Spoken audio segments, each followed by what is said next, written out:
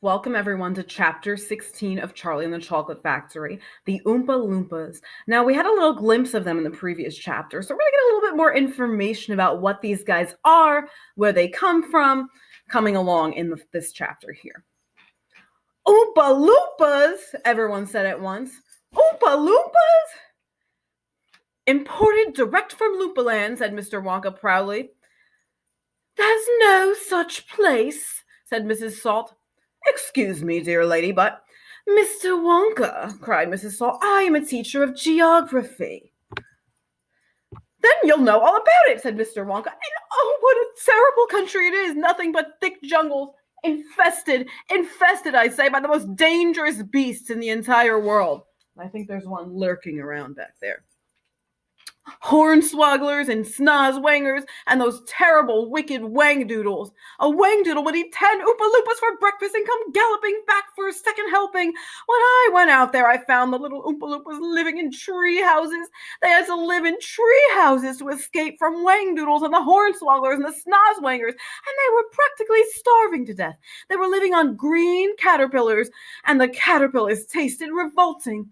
And the Oompa-Loompas spent every moment of their days climbing through the treetops, looking for things to mash up with the caterpillars to make them taste better. Red beetles, for instance, and eucalyptus leaves, and the back of the long bong tree. All of those things were quite beastly, but not so quite beastly as the caterpillars. Poor little Oompa-Loompas, the one food that they longed for more than any other was the cacao bean. But they couldn't get it, and Oompa-Loompa was lucky if he found 3 or 4 cacao beans a year. But oh, how they craved them. They used to dream about cacao beans all night and talk about them all day. Now, let's take a moment. I'm going to show you a picture of what a cacao bean is and explain to you what it is as well. Okay, so these are the cacao beans. Now you'll find out, we'll mention that soon, are what are used to make chocolate. Did you see Buddy the Elf there for a second? Okay, so let's continue on.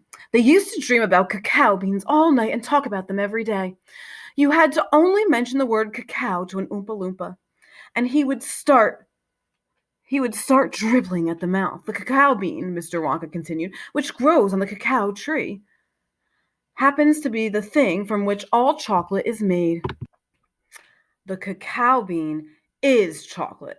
I myself use billions of cacao beans every week in this factory, and so, my dear children, as soon as I discovered that the Oompa-Loompas were crazy for this particular food, I climbed up to their treehouse village and poked my head through the door of the treehouse belonging to the leader of the tribe. The poor little fellow looked thin and starved, and they were sitting there trying to eat a bowl full of mashed up green caterpillars without being sick. Look here, I said, speaking not in English, of course, but in Oompa-Loompa-ish. Look here, if you and all your people will come back to my country and live in my factory, you can have all the cacao beans you want. I've got mountains of them in my storehouse. You can have cacao beans for every meal. You can gorge yourself silly on them. I'll even pay your wages in cacao beans if you wish. You really mean it? Asked the Oompa-Loompa leader, leaping up from his chair. And here is a picture of Mr. Willy Wonka and the Oompa-Loompa leader. Of course I mean it, I said. And you can have chocolate as well. Chocolate tastes even better than cacao beans because it's got milk and sugar added. The little man gave a great whoop of joy and threw his bowl of mashed caterpillars right out of the treehouse window. It's a deal, he cried. Come on, let's go. So I shipped them all over here, every man, woman, and child in the Oompa-Loompa tribe. It was easy. I smuggled them over in large packing cases with holes in them, and they all got here safely. They are wonderful workers. They all speak English now. They love dancing and music. They are always making up songs. I expect you will hear a good deal of singing today from time to time. I must warn you, though, they are rather mischievous. They like jokes. They still wear the same kinds of clothes they wore in the jungle. They insist upon that.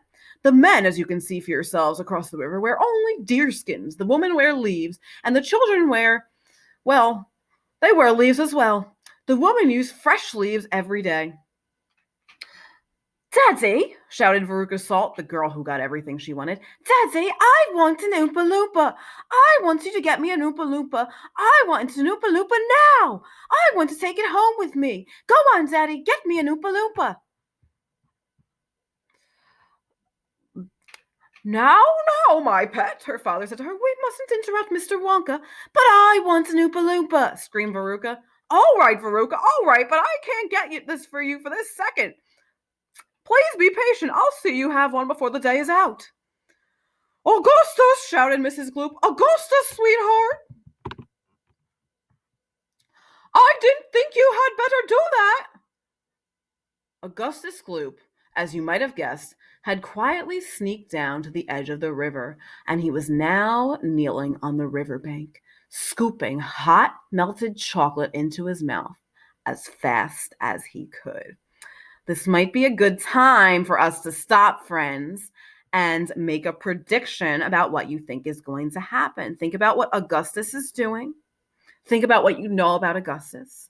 What do you think is going to happen as we go into chapter 17? Now, I also want to stop for a moment. I want to show you some pictures of the movie depictions of the Oompa-Loompas so you can take a look and see what they're like. And here they are, friends.